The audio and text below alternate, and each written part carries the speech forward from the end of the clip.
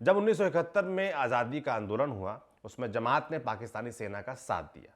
मुक्ति संग्राम में लगभग 30 लाख लोगों की जान गई, 2 लाख औरतों के साथ बलात्कार हुआ और 1 करोड़ से ज्यादा लोग शरणार्थी बन गए। इस अत्याचार में जमात इस्लामी बराबर का अपराधी थी।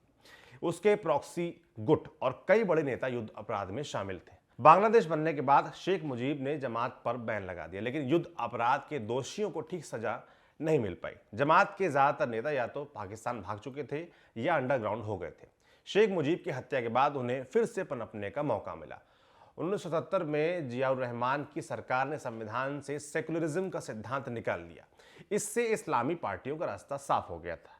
तब पुरानी जमात के नेताओं ने बांग्लादेश जमात इस्लामी बीजीआई बनाई। भले ही इसने नया नाम रख लिया था और नई व्यवस्था के हिसाब से ढलने का वादा किया हो, मगर वैचारिक तौर पर उसकी वफादारी पाकिस्तान के प्रति ही रही। फिर 2001 में खालिदा जिया जब तीसरी बार प्रधानमंत्री बनी, उन्होंने जमात को भी सरकार में शामिल किया। जमात के कई नेता मंत्री बन गए, उन्हें अपने प्रचार प्रसार में सिस्टम का साथ मिल गया था।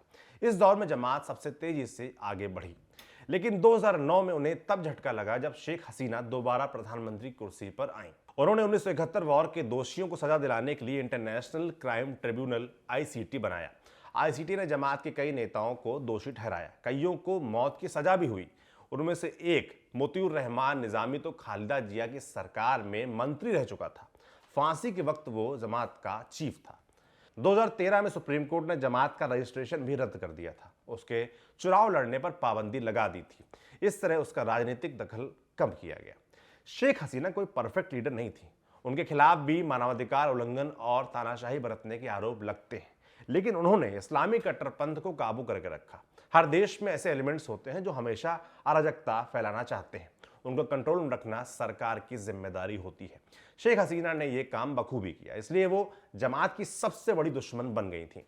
वे मौके का इंतजार ही कर रहे थे। ये मौका जुलाई 2024 में मिला, जब बांग्लादेश में आरक्षण विरोधी प्रोटेस्ट शुरू हुई। इस प्रोटेस्ट में खाद पानी जमात नहीं दिया था। हसीना के जाने का उसको फायदा भी मिला। पार्टी पर लगा बैन हटा, जेल में बंद उसके नेता बाहर आए और अंतरिम सरकार पर उसका कंट्रोल बढ़ने लगा। जमाते इस्लामी बांग्लादेश आज भी पाकिस्तान के प्रति वफादार है। वो 1971 के मुक्ति संग्राम को खारिज करती आई है। वे बंग बंधु शेख मुजीब को इस्लाम विरोधी मानते हैं। उनका मकसद बांग्लादेश को इस्लामी मुल्क बनाना है।